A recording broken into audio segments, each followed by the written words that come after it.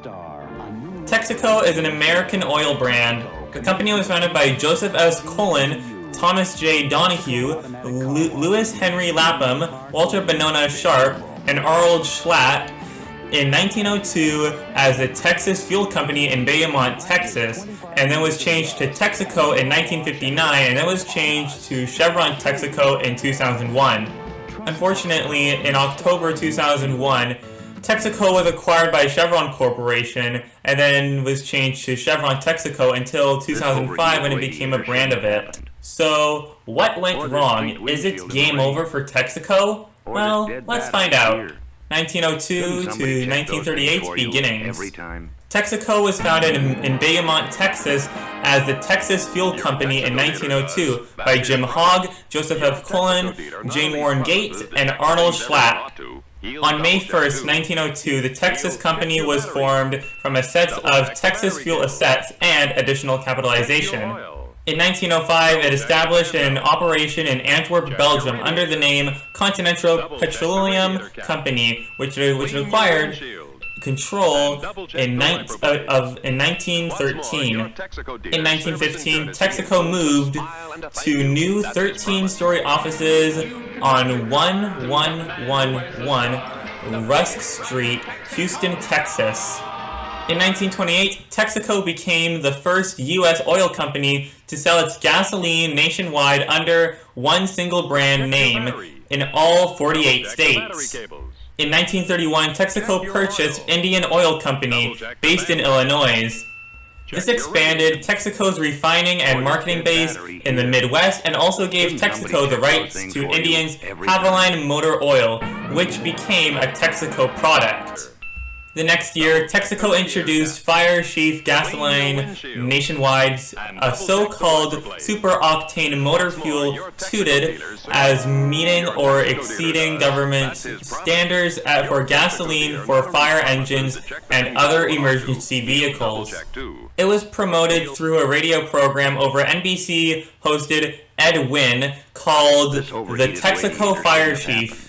In 1936, the Texas Corporation purchased the Barco oil concession in Colombia and formed a joint venture with Sacanoi Vacuum, now Mobile, to develop it.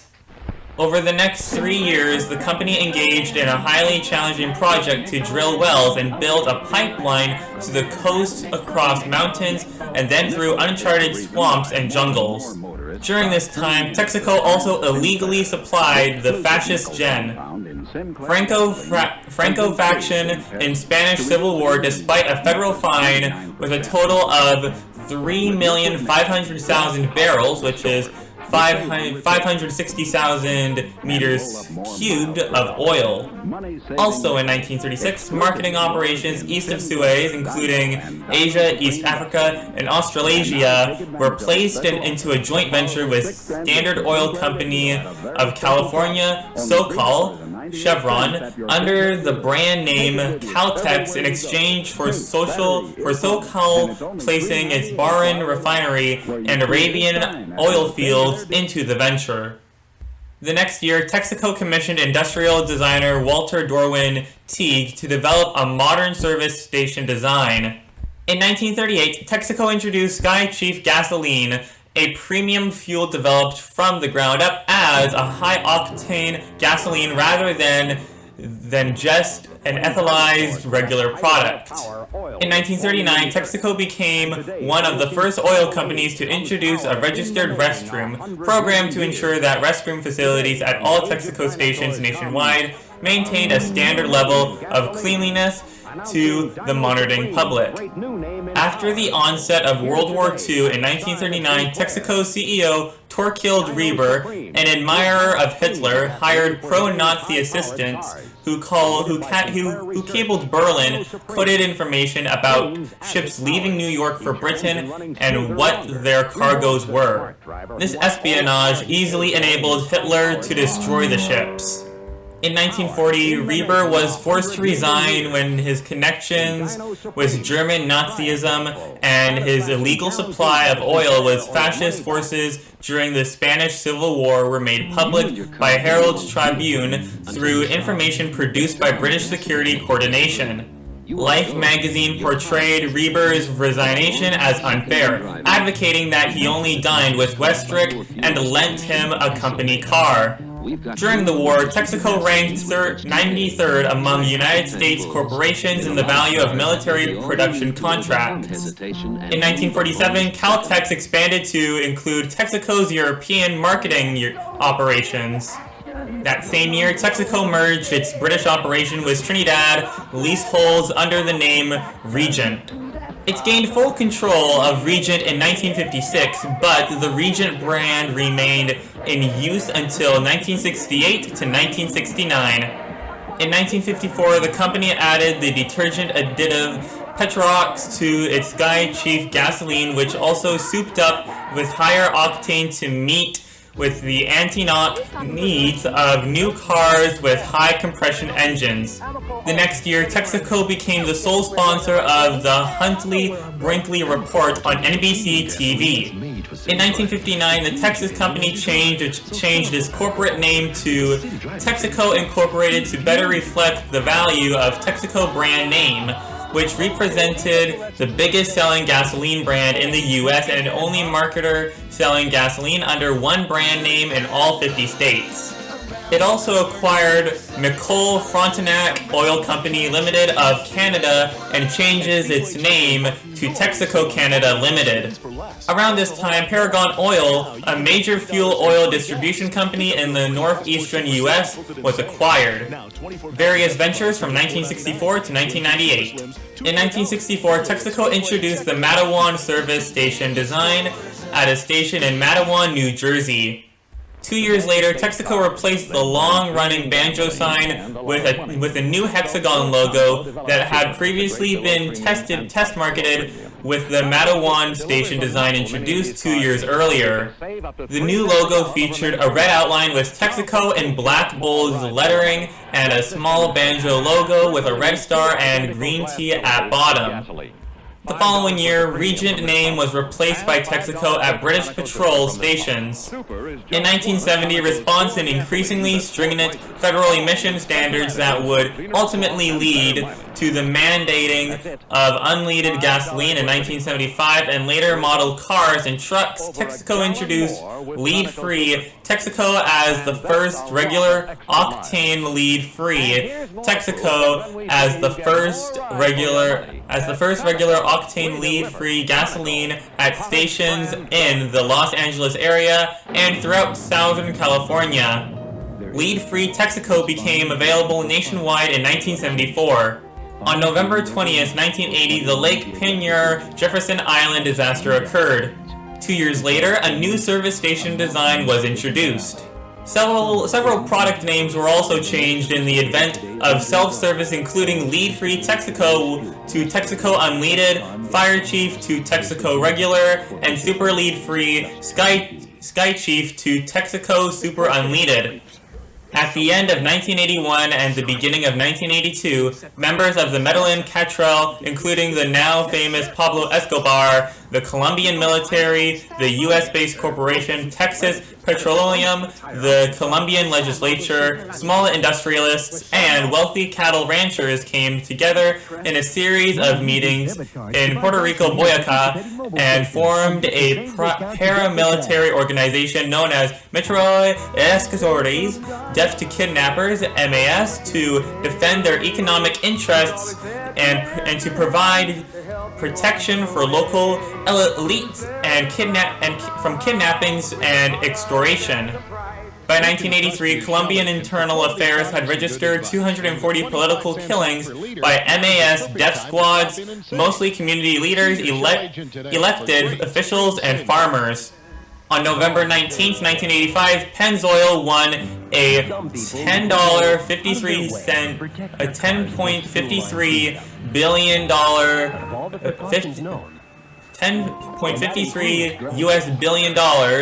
verdict in U.S. history. This was due to the fact that Texaco established a signed contract to buy Getty Oil after Pennzoil entered into an unsigned, yet still binding buyout contract with Gordon Getty. In 1987, Texaco filed for bankruptcy. It was the largest in U.S. history until 2001.